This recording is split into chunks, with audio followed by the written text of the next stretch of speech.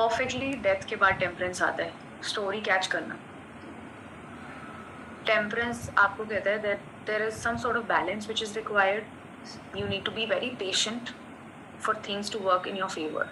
तो डेथ ने आपको बोला एक चीज़ एंड हो रही है, you let go something from the past so that new things can come in. अब हम ये बोलते हैं कि हम अपनी लाइफ में चेंजेस कर रहे हैं, we are trying to move forward, but अच्छी चीज़ें अभी आ नहीं रही। तो टेम्परेंस कहता है be patient, have a little bit of patience. You need to go slow right now because you are going through a transition.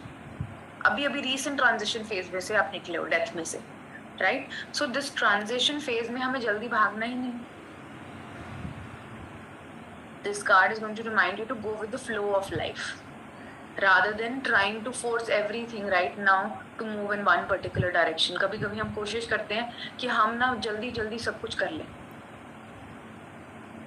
और फेल हो जाते हैं, तो रिक्वायरमेंट ही नहीं है। ये कार्ड आपको रिमाइंड करेगा bring in a balance in your materialistic world और maybe conscious unconscious materialistic world और स्पिरिचुअल वर्ल्ड, है ना। एक बैलेंस लेके आने की ज़रूरत है, क्योंकि अगर वो बैलेंस मिसिंग है इस वजह से चीज़ें वर्कआउट नहीं कर रही।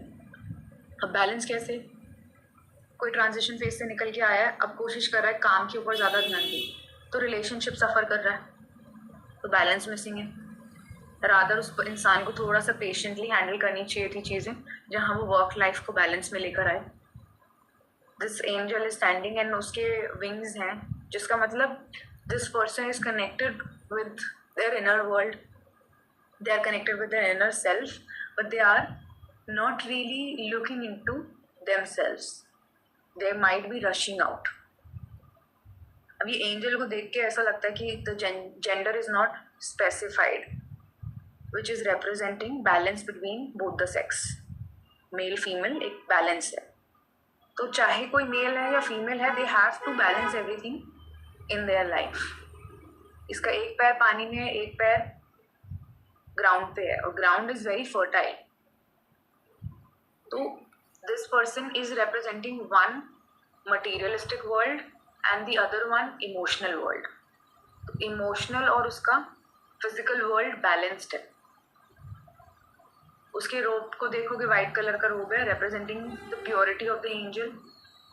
उसके ऊपर एक ट्रायंगल बना हुआ है स्क्वायर के अंदर, विच represents that you are connected with God, you are a human, you are connected with God and you have a balance between your conscious and unconscious। अगर इन्होंने ट्रायंगल को स्क्वायर के अंदर बनाया तो इसका मतलब human and God has a connection and they are balancing each other. हमारी लाइफ में से गॉड को निकाल दो, क्या होगा? वी आर सो डिपेंडेंट, निकाल ही नहीं सकते, सब उथल पुथल हो जाएगा, everything is going to go haywire. So they both are connected and this angel is representing that both the worlds are connected, one is dependent on other.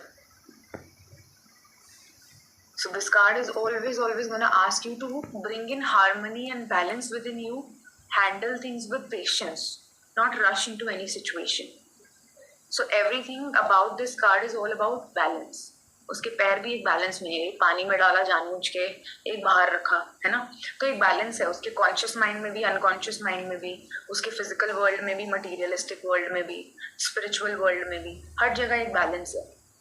तो ये पूरा का पूरा कार्ड का हर एक एलिमेंट अपने आप में बैलेंस की बात करता है, that you need to bring in a balance.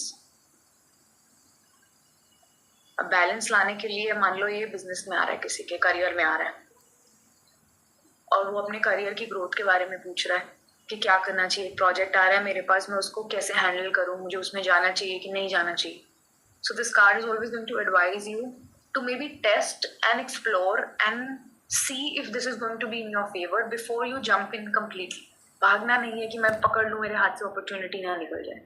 Balance लेकर आओ कि मैनेज कर लोगे। अगर ये प्रोजेक्ट आप पकड़ते हो तो आपका अपना बैलेंस मेंटेन रहेगा लाइफ में, तो छोटा सा हिस्सा पकड़ के टेस्ट करके देखो। So whenever this card is going to come in a reading, it's going to ask you to take things slow and be flexible so that you can make certain changes when it is required।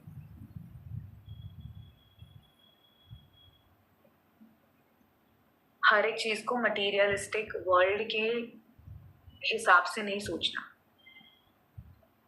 आपको सोचना, will you be able to do that? Will you be able to accomplish that? Because पीछे हमें mountains भी दिख रहे हैं और सन भी दिख रहा है, तो अपॉर्चुनिटीज जब आएंगी तो ऑब्स्टिकल्स तो लेकर आएंगी. अगर आप बैलेंस नहीं हो, you will get of track. You need to be very, very patient when you think to act on certain situations. Peacefully सोचना है.